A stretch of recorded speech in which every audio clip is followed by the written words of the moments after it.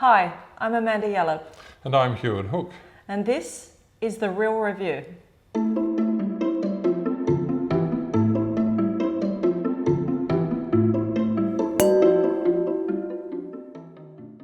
The wine we're tasting today is Henriot Blanc de Blanc non-vintage champagne.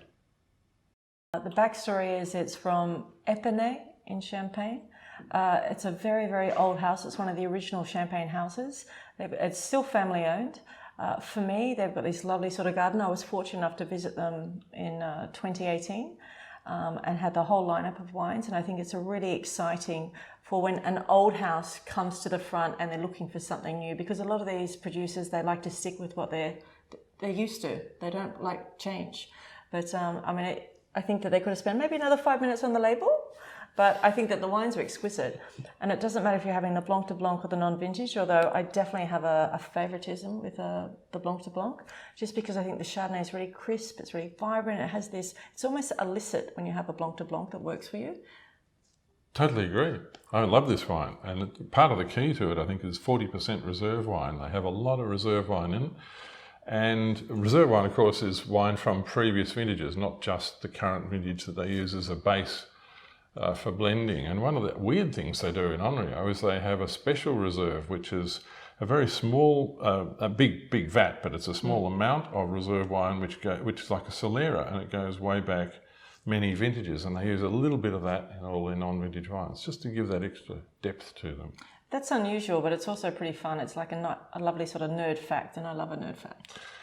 Nerd facts are good. Another nerd fact is they celebrated their 200th anniversary 3 years ago, I think. So the Henriot family also own Bouchard Père in Burgundy, they own William Fèvre in Chablis, and they own a Beaujolais company and a Pinot producer in Oregon. So they're very much interested in spreading their wings out into other areas, but Champagne has always been, I think, their number one game.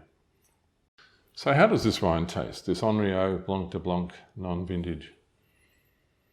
I think the first thing you notice is the colour isn't too pale. It's got a lot of yellows in the colour, which I think reflects the amount of age that's in this blend. And when you smell it, you confirm that.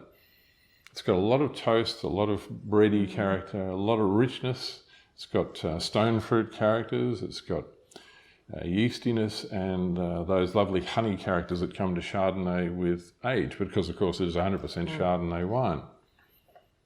I could just sit and sniff that for a long time. It is a beautiful nose. I will sniff and sip at the same time. I think it's excellent. I mean, it almost has that, that touch of almost truffle on the nose, that truffle oil. And I think that that's intoxicating. You want to go straight for it. That's what makes part appealing. I think that's a function of the aging, that truffly character. The palate very much filling the whole mouth, very rich, dry. You get that combination of richness and dryness that gives you that lovely savoury aftertaste, cleansing after effect that makes you want to have some food with it. Beautiful wine, great length. It's a wine that I could drink a lot of. Beautiful wine. I can't argue with that, because I think it's absolutely true. And I think that when you finish, it has that lovely sort of saline, almost that oyster shell sort of saline note.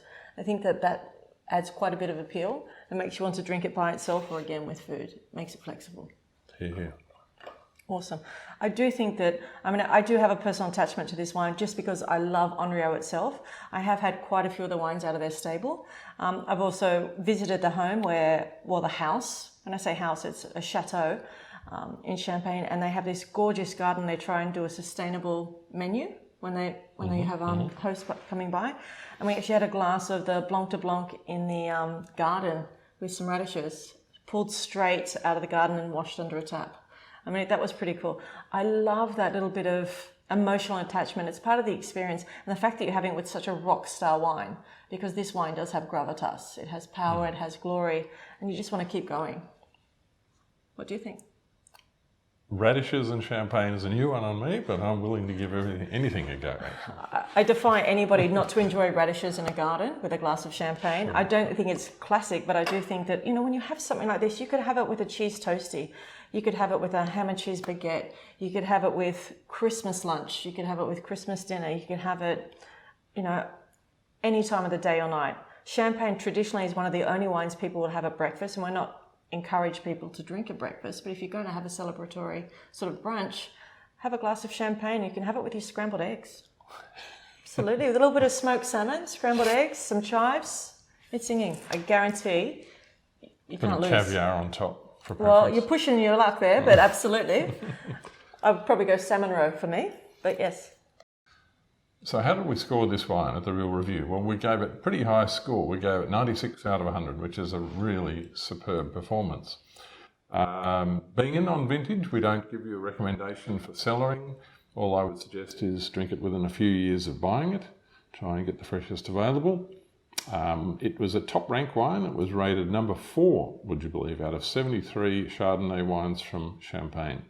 So that's a very, very high rating indeed. It's a very exciting rating. 4 out of 73. It's outstanding. With a food match, the winery themselves, they really advocate going for an aperitif with this champagne.